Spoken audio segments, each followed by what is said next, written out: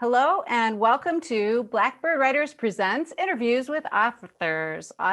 And today I've got August Norman. We're going to be talking about Come and Get Me, the first book in his Caitlin Bergman series.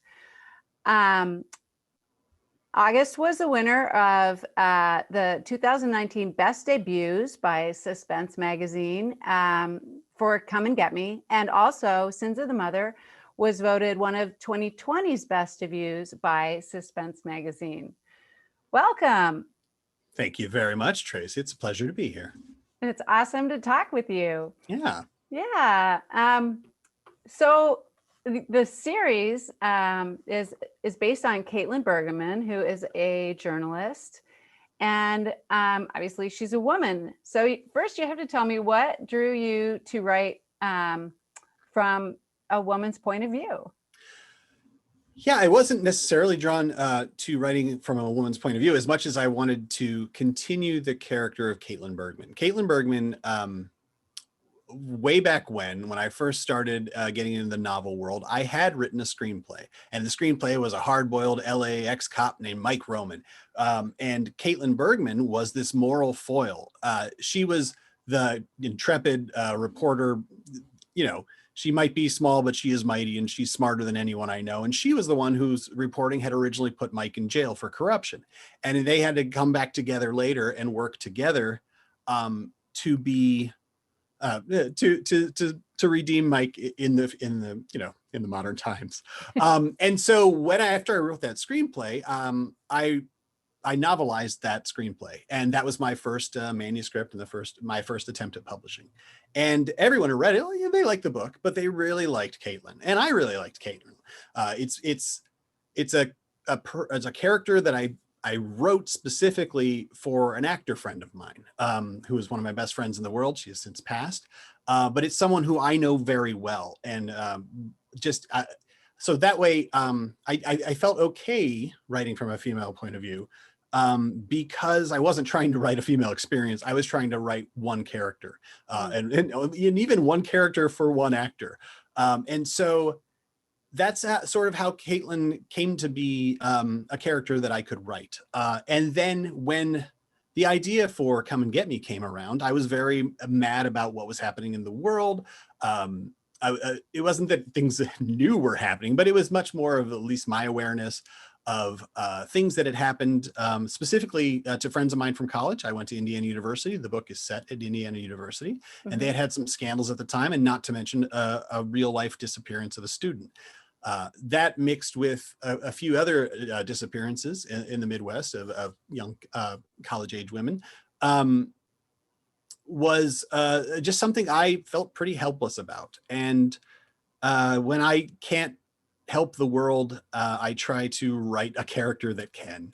And so Caitlin, I had already set up in her backstory that she was a graduate of the journalism department at Indiana University. And even though she's Los Angeles based, so when this story sort of came together, it was very quickly obvious that the right character for it was Caitlin Bergman.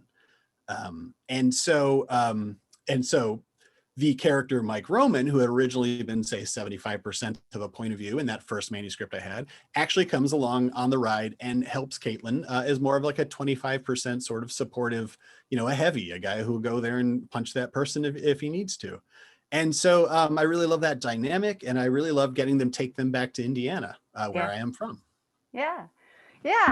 So let's set the story up for readers. You've talked a little bit about the characters, but Caitlin's past is the key to this whole book's plot.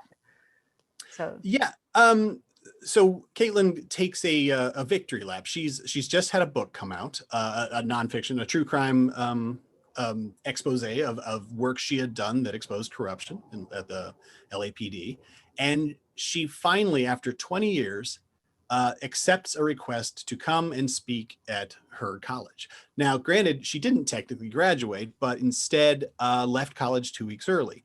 So this is the first time she's attempted to venture back there. And of course, what we learn is she hasn't done so because it was the site of a horrible trauma. And this trip is her chance to be like, how could it possibly affect me? I'm just going to dip my feet in the water right away. And this is another reason I wanted Caitlin to be the one. Caitlin's the smartest, strongest person I can think of. If she's in Los Angeles and she's working in journalism, there is no one who can stop her, no matter how big or how wealthy or dangerous. Trauma is something that affects us all. And I wanted to show that even to the superhero, essentially, we all have trauma and we can't get through it alone. So Caitlin's return to Bloomington, Indiana, of course, triggers some things she thought she was beyond. And only by reconnecting with friends, which is not something she does in her everyday life, reconnecting with old friends, as well as actually actively seeking therapy, is how she's able to get it through it. And she does so because while she's there, a young female journalism student who's the same age she was when she left college asks her to look in the disappearance of a local student. And so she's able to work through it by sort of fighting for this woman who unfortunately has disappeared, but also fighting for her past self, and in a way she never was able to. Yeah. Yeah. And I will say, you write the female point of view very well. I was really able to connect with Caitlin, and I liked her because she's strong and feisty, and she's, she's kind of messed up like the rest of us a little bit, she's got issues, but that made her so much more real for me. Well, I appreciate that. And it's a huge, A, that's a huge compliment. B, it's a huge responsibility. And especially with that first book, since it did deal with sexual assault and trauma, that was not something I felt comfortable about as writing about as a man. It's not something I felt entitled to write. It was very much a kid glove sort of thing. And what I did was lean very heavily into beta readers. Normally with a project, I have about 5 people I go to before I would ever show it to an agent or a publisher. With Come and Get Me, 25 beta readers read it before my agent ever did. Of those 25, 20 were women. Of those 20 women, 2 were in their 70s, 2 were in their 60s, 2 were in their 50s, 40s, 30s, 20s. There were people of color and people who did not identify as straight, and as well as people who were victims of sexual assault. So I very much leaned into those. And even by the time the book was sold and was out there for blurbs, a very well-known female author read it and had a problem with a chapter. And even at that point, we rewrote 6 chapters because I wanted to definitely address that. It's amazing how trauma is so different for so many people. And yeah, it is. But that doesn't mean and everybody's is valid. And so that was something I took very seriously. The second book, not that we're talking about Sins of the Mother right now, but the second book is much more Caitlin in her prime, in her zone. So she's working at all cylinders rather than working against her past. But Come and Get Me is very much an introspective journey for her. And it's also fun to write, not the horrible parts, but it is fun to write someone finding peace within themselves for something. Yeah. We write what we want to learn or want to know too. Or want to fix. Yeah. Want to fix. Yes. Yeah. But it's a complicated plot. But I think that's what also makes the novel so intriguing. I want you to explain it. Very well. Well, so in the disappearance that has happened, this is a cold case. Well, not too cold, but it's about a 2-year-old case that no one has been able to solve. And this young journalism student's best friend, her name is Lakshmi, her best friend was the one who disappeared. And parts of it are based on a true story. So, and I don't want to dwell on anyone's horror, so I won't necessarily go into that, but it is inspired by this college student went out with friends to a bar. She was underage. She had a fake ID. She walked home by herself, or with two friends, two very good friends, and then left their apartment like drunk and around 2 a.m. and was never seen again. I wanted, and Caitlin is asked by the mother of this missing woman, as well as the best friend, to work with the police. And that happens to be a police department who did not take her sexual assault seriously 20 years earlier. Now, granted, 20 years in the life of a police department is a whole new world, Right. but that even that for her is a two-edged sword. It is very much going back to the scene of the crime, as well as redeeming them and redeeming herself. Again, how she dealt with them, how they dealt with her. And they actually have a department who's willing to work with them. So she works alongside a detective, not an unattractive detective, who happens to be single, and who kind of lets her into that world. And so the two of them Right. retrace the original view of it, and Caitlin gets to look at it from her perspective. I mean, obviously, in the real world, police solve all of the cases, but we do know that journalists, as podcasters and true crime aficionados, can also contribute. And so Caitlin gets to find out what happened. So she, along with while she's rekindling a friendship with one of her best friends, and someone she had sort of distanced herself from after all the trauma, no fault of that friend, but she kind of refines her way through this mystery. And sadly, the mystery is darker than we think. There Right. is someone who, college is a place, especially a college town, is sort of a transitory world. And that's kind of one of the reasons I wanted to explore it. A big college town might have 60,000 students in it during the season. And those people, you meet people, they disappear. You might see them one semester and they're like, oh, I went to another school, or if somebody died, or Right. and it's sort of a horrible place for the other kind of student, which would be a budding serial killer or a serial collector. They have to start somewhere, and why not in a transitory population? Obviously, we see that in big cities, but we also see that in places like this, where friendships kind of ebb and flow and people fall off the radar. So eventually, Caitlin does find out what happened to the missing student, and Right. faces a much bigger foe. Yes, she does. Um, the complicated part, I thought too, was the going that they were researching or looking into these guys who were dealing drugs and their connection to the whole thing, because the girls were doing drugs the night that that she disappeared, and so there was another like undercurrent of these drug dealers and that whole world as well. Yeah, and these guys, they may come off as entitled depending on who you talk to them, but they were based on guys I knew who ran a grow house when I was in college. They happened to supply their fraternity and several other fraternities with weed, and that was 20 years ago when weed was a very big crime. Right.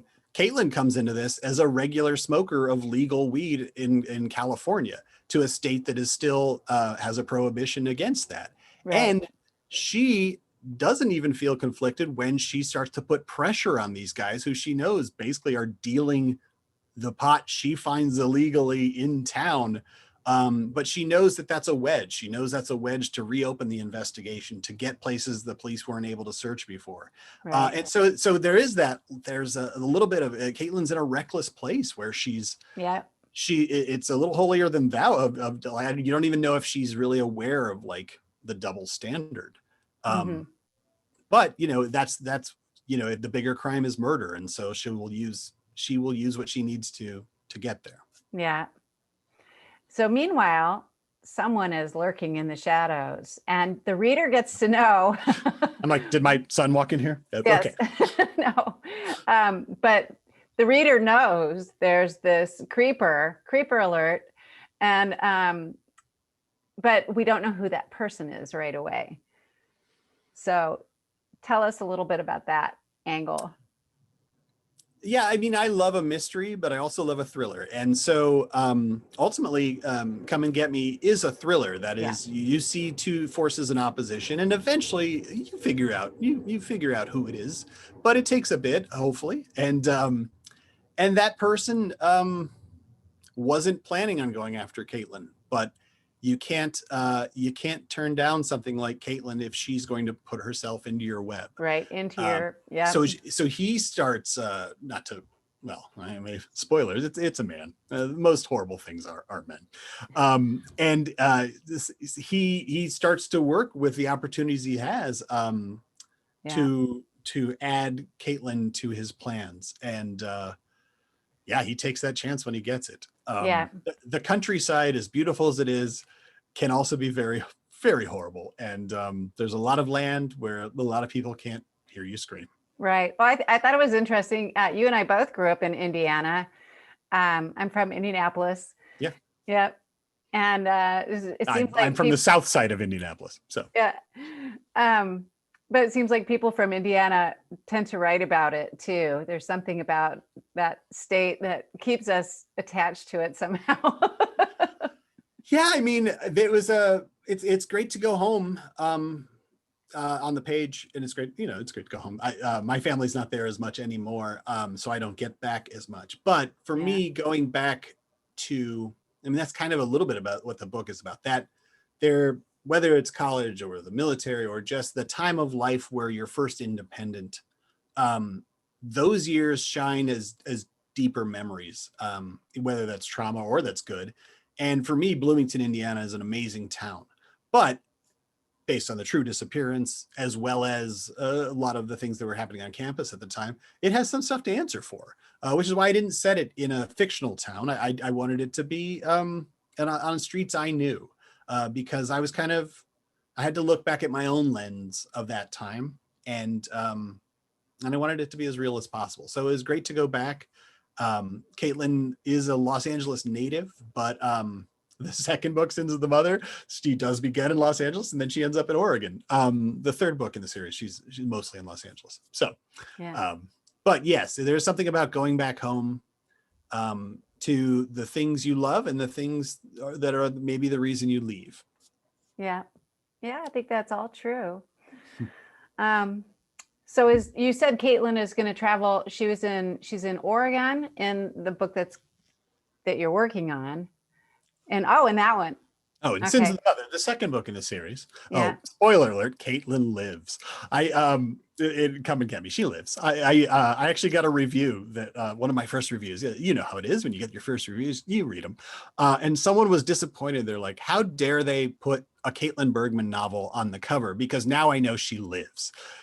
Oh. And yeah, they're like, how it was that thing of like, well, I mean It's a series about it's a her. series, and they're like, well, how do we even know it deserves a series? And you're like, well, okay, that's cool, yeah, sure. Thanks for your review, constructive. I'm sure that's not how the publishing industry works, but whatever. Right.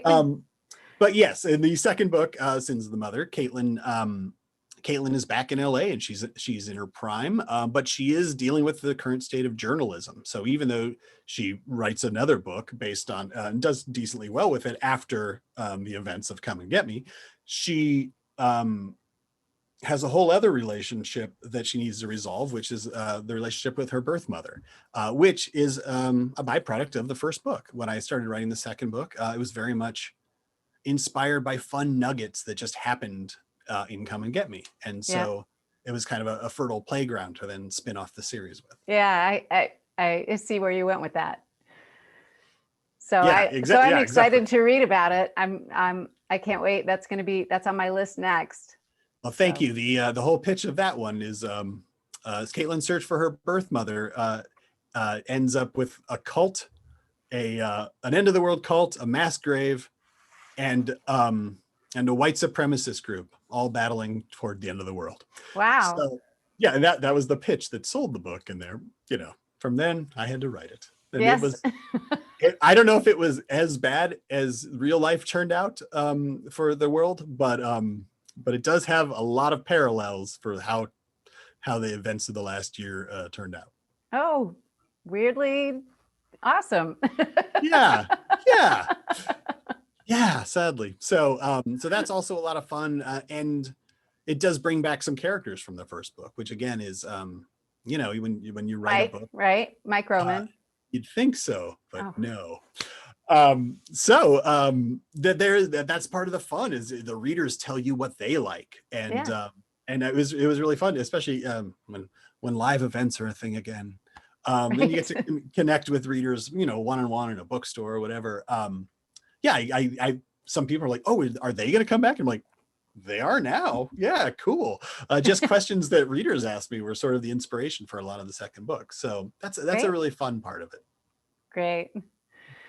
Well, thank you so much for talking to me today. It's been a lot of fun. And you can listen to or read more from August Norman on Mhm. the Blackbird Writers website. And tell the readers where they can find you these Well, days. first of all, it's easiest to find me through the Blackbird Writer site, but otherwise you can find me at augustnorman.com, spelled just like it sounds, augustnorman.com. Sign up for my mailing list, and I try to do regular giveaways as well as if I have friends who are doing giveaways, I like to push those, as well as discounts.